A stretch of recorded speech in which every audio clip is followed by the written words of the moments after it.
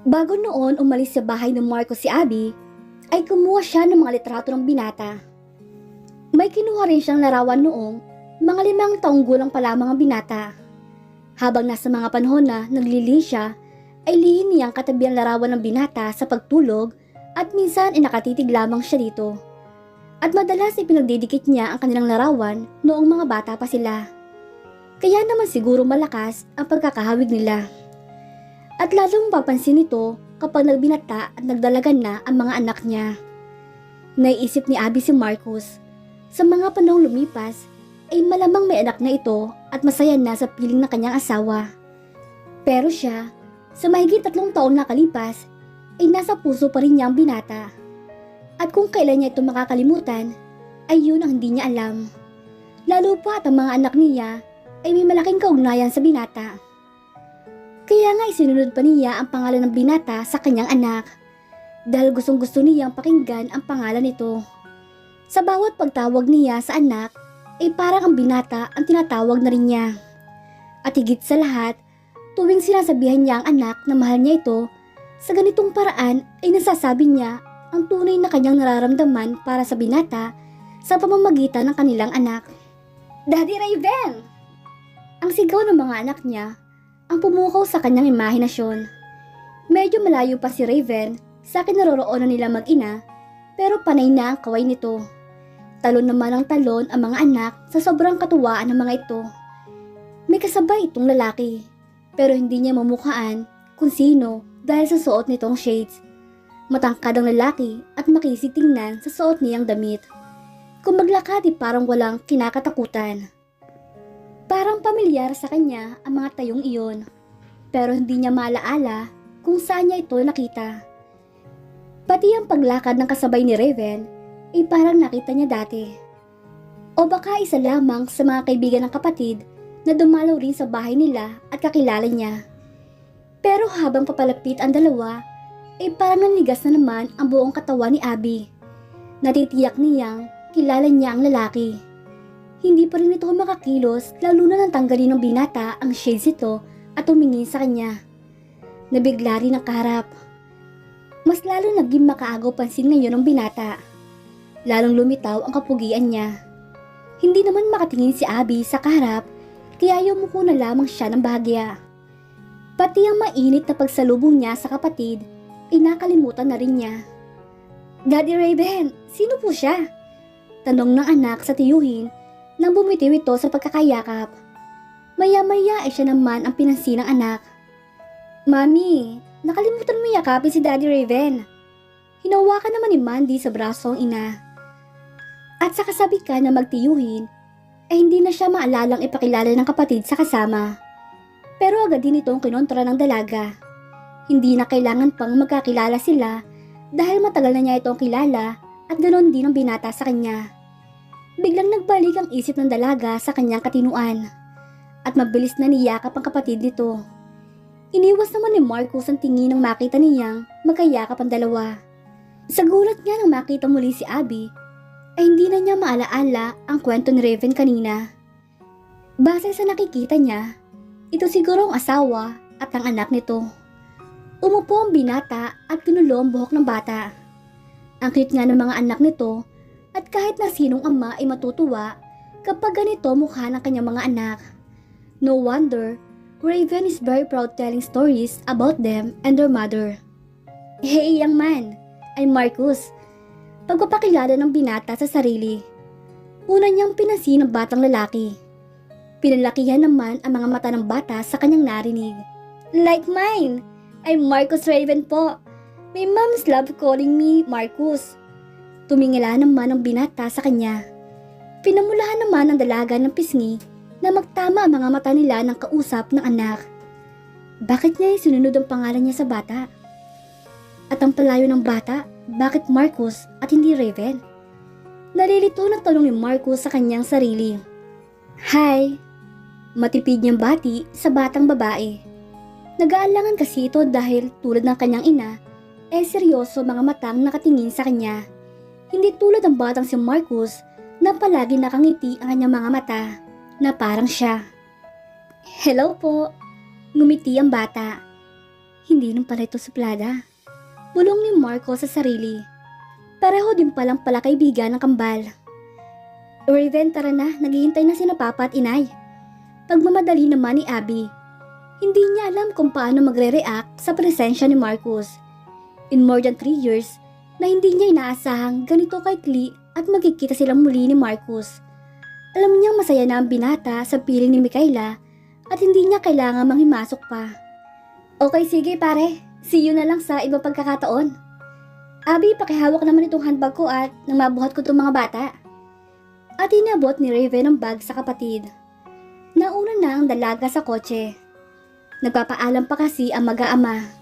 Ang dalawang Marcus sa buhay niya at si Mandy at ayaw niya magtagal ang kanilang usapan at baka malaman ni Marcus na hindi si Raven ang ama ng mga bata.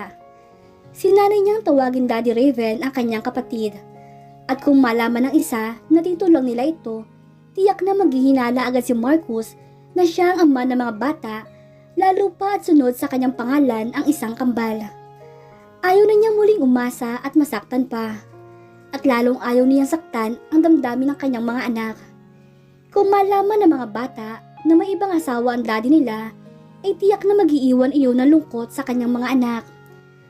Malayo na ang kotse ni Abby, pero nanatili nakamasid si Marcus sa kanila. Paano nga ba niya makakalimutan ang dalaga? Hindi nakatulong ang pagtatrabaho niya abroad to forget her. Inamin niya iyon kay Micaela nang pumunta siya ng kanyang bahay. Pero it was too late. Hindi na bumalik ang dalaga at tuluyan na siyang lumayo. Lalong lumitaw ang taglay nitong kagandahan. Nadagdagan ng appeal ni Abby. At kahit pa sabihing may anak na siya, ay para pa rin itong dalaga kung titingnan. Raven is so lucky to have her. Kung siguro naging totoo rin siya in the first place, maaaring sila ngayon ni Abby ang magkasama. At iisipin niyang siya ang ama sana ngayon ng kambal. Ang tanong kung mamahalin nga kaya siya ni Abby. Samantalang sa ilang panahon ay ginawa lang niya bayad ang inosenteng dalaga. Napapuntong hininga si Marcus. Ganito lang talaga ang buhay. May mga panahong pinagsisisihan ang isang bagay na hindi na kailanman mababalik sa dati. Kailangan niya maging handa sa bukas niya. Habang sakay ng taxi, ay hindi niya makalimutan ang bibong si Marcus Raven at si Mandy na bagaman seryoso kung tumingin ay palangiti din pala. Parang siya mukha ng mga bata noong maliit din siya lalo na ang lalaki. Pareho sila ng mga mata at mga labi. Kahit pala ang hindi magkakamag-anak, nagkakamukha rin. Iyon ang nasa isip niya. Kung bakit isinunod ni Abby ang pangalan sa kanyang mga anak ay hindi niya alam. Nakahiga na si Marcus sa kanyang silid nang muling maalaala ang dalaga. Naroon pa rin sa kabinet ang mga damit nito. Wala ni isa man ang nabawas doon. Nabalot ng pagtataka si Aling Trining noon nang makita niya mga ito sa loob mismo ng kwarto ng binata. Wala siyang inilihim dito. Sinabi niya ang lahat. Sa ganito man lang paraan ay maibsan ng guilt at lungkot na nararamdaman ng binata. Naintindihan naman siya ni Aling Trining. At sayang nga lamang at hindi na lamang nauwi sa totohanan ang mga nangyari habang wala siya sa bahay. Magaan ang loob niya kay Abby, kaya hindi rin ito tutol kung sila man ang naging magkasintahan. At sa mami niya, naglakas din siya ng loob na ipagtapat ang ginawa niya. At ang pag-ibig na natuklasan niya para sa dalaga. Kaya nung sabihin niya na gusto na niyang bumalik ng Pilipinas, ay halos ipagtulakan siya ng kanyang ina. Palagi pa nitong bilin sa kanya na hanapin si Abby at pabalikin sa buhay niya. Panay pa rin ang reklamo ng ina dahil hanggang ngayon ay hindi pa siya nagkakaapo. Kaya naman, sa pagtatravel na lang niya inuubos ang oras nito. Isang linggo na naglalagi ang mami niya sa bahay and then mangingibang bansa na ulit. Halos maikutan niya ang buong kapuluan.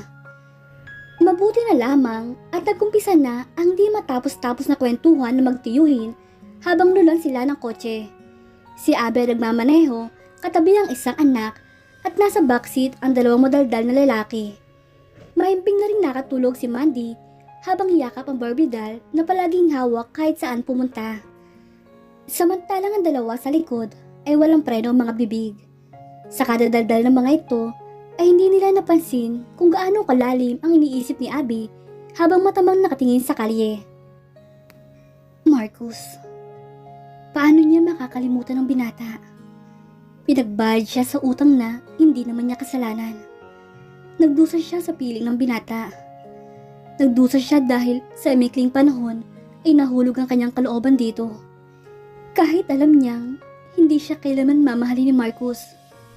Sa bawat pagkuha ng binata sa kanya, ay pilit niyang isinisiksik sa kanyang isipan na kabayaran lang lahat ng iyon. Pero kung dapat na magalit siya sa binata na magtagpo ang mga mata nila kanina ay hindi niya magawa. Nang makauwi na sila, ay agad na sumalubong ang kanyang mga magulang at niyakap nila ang kapatid. Papa Manuel, may nakilala po ako sa airport. Umpisa ni Marcus sa lolo nito. Kinarga siya ng matanda at naupo mga ito sa sala habang hinihintay ang pinahandang merienda ng ina nito. Kinarga naman ni Raven ang natutulog na pamangkin para ihiga sa kanyang silid. Ay, young lady? Ngumiti ito sa apo. Nope, a handsome man. Pagbibida pa ni Marcus. Nakamasid lang ang tatlo sa usapan ng maglolo.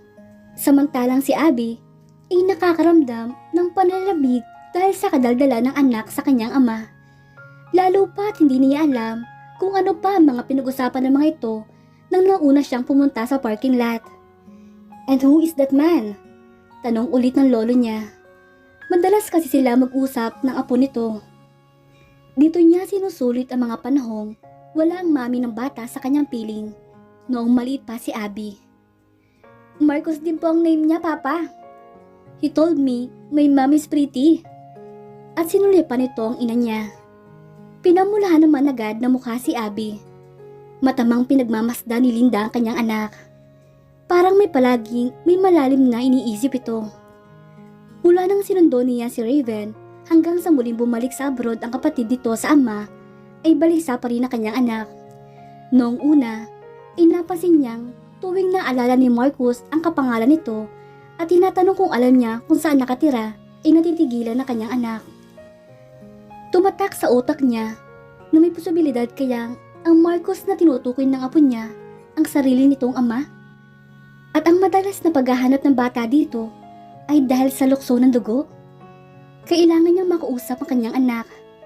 Kung totoo ang kanyang hinala, ay dapat niya itong ipagtapat sa ama ng mga bata. May dahilan man kung bakit hanggang ngayon ay inililihim ng anak ay karapatan pa rin ng tunay na ama na makilala ang kanyang mga anak. Hindi niya dapat ipagkait sa mga bata ang kanilang mga karapatan. Hindi niya maaaring idamay ang kanyang mga apo kung ano naging kasalanan ng lalaking iyon. Matagal na rin nagtatanong ang mga bata kung sino talaga ang ama ng mga ito. Pagod lang ako sa trabaho, inay. At ang tanong ninyo kung sino ang ama ng mga anak ko, ayaw ko na maalaala pa. Masaya na ho ako at buong pamilya natin at mahal ako ng mga bata. Sigurado ka ba, anak? Hanggang ngayon ay hindi mo pa sinasabi sa amin ng papa mo kung sino talaga ang lalaking naugnay sa'yo.